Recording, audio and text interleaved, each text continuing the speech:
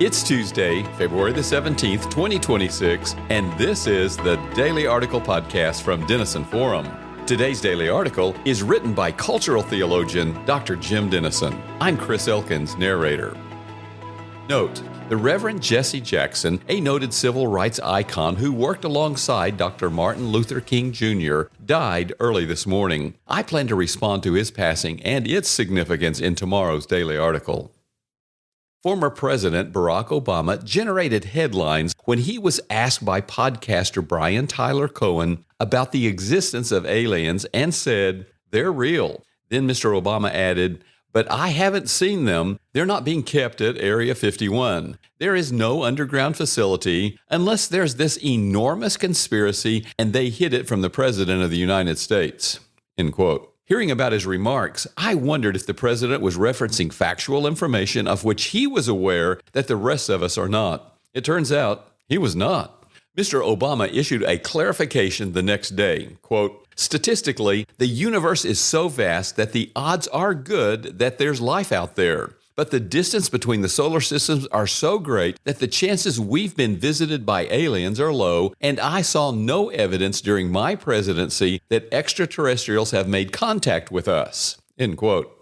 If you believe aliens exist, you'll focus on the odds are good part of his explanation. If you don't believe aliens exist, you'll focus on the no evidence part. In other words, we tend to believe what we believe and interpret the facts accordingly. This is a fact of enormous relevance to the challenges we face today. It is unusual when a book about science and faith draw endorsements from some of the leading scientists and theorists in our world, but that's the case with God, the science, the evidence, the dawn of a revolution. A Nobel laureate and professors at Oxford, Cambridge, and Princeton have all applauded its remarkable panorama of current knowledge regarding the existence or non-existence of a creator God. The authors collaborated with a team of around 20 high-level international specialists and scientists over 4 years of research. The bestseller they produced is astonishing in its breadth and depth. It deals with materialistic arguments against God's existence from across history, demonstrating that the universe and its various properties are much better understood as the product of a mind-like cause than a blind process. The writers conclude, "Until recently, believing in God seemed incompatible with science. Now, unexpectedly, science appears to have become God's ally. Materialism, which has always been a belief just like any other, is seriously shaken as a result." End quote. Here's why this matters. Materialism, the claim that the material is all that exists and that the spiritual and supernatural are therefore fictitious, is not just itself fictitious, but dangerous. As the authors write, materialism in many cases has become an intellectual justification for both individualism and the rejection of moral standards. End quote. If the material is all there is, we have no authority beyond it by which to measure morality or encourage moral actions. We are mere animals among animals, behaving by instinct as we believe what we want to believe and do what we want to do. Tragically, this describes our post-Christian, post-truth culture where anything that does not hurt someone else, at least in theory, is tolerated, if not celebrated. But since fallen humans do not inherently know what is best for us, much less for society, materialistic amorality is illogical on the merits. Cultural commentator Rod Dreher is right. Quote, "Man, if left to his own devices, will tend toward ego-driven disharmony. Absent the restraining hand of religion, tradition, or the state, there is nothing to prevent human beings from acting in ways contrary to their own best interests or those of the community."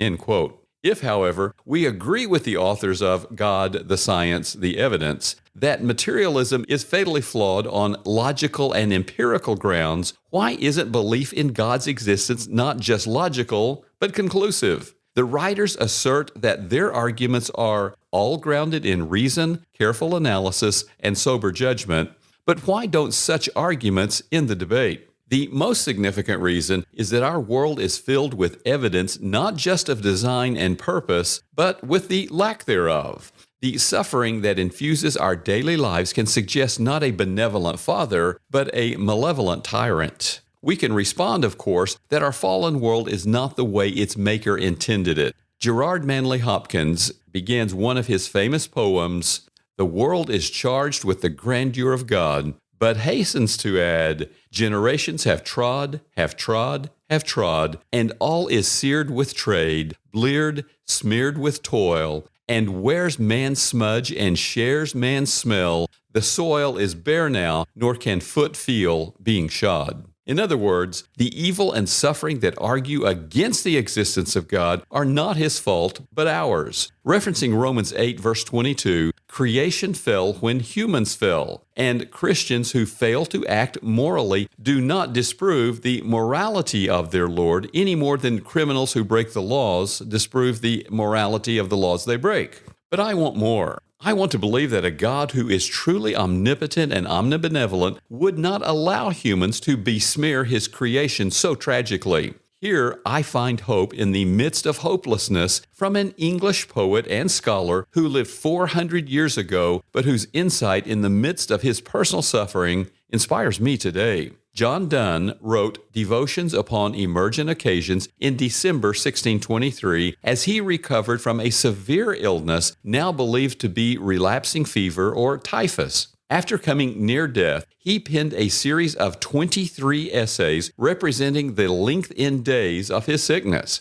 In Meditation 17, he penned the immortal line concerning death, "Never sin to know for whom the bell tolls, it tolls for thee." But he didn't stop there. A few lines later, Donne offered this reflection, "Affliction is a treasure, and scarce any man hath enough of it. No man hath affliction enough that is not matured and ripened by and made fit for God by that affliction." End quote. A world without affliction is a world without all that affliction can produce in our lives. As I reflected on Donne's insight, I found it difficult to identify a single important truth I have learned except through suffering. Even what I gained through education came through hard work. And the times I have been closest to God have been the times when I knew I needed Him most. Charles Spurgeon spoke for me, "I am certain that I never did grow in grace one half so much anywhere as I have upon the bed of pain." End quote. What bed of pain would you trust to your Father's redeeming grace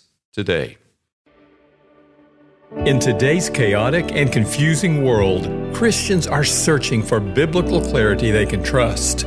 Denison Forum exists to help believers discern today's news through Scripture so they can think critically, live faithfully, and serve intentionally. This podcast, along with all of our free resources, are part of that mission. But it is only possible because of faithful monthly supporters we call Frontline Partners. When you give your first monthly gift, you help keep biblical truth free and accessible for believers everywhere. Your partnership equips Christians with biblically based insight and helps build a trusted Christian news alternative for the future. To join the front line, visit supportdf.org. That's support, the letter D, the letter F.org, or you can click the link in the show notes. Stand on the front line of biblical clarity by giving monthly today.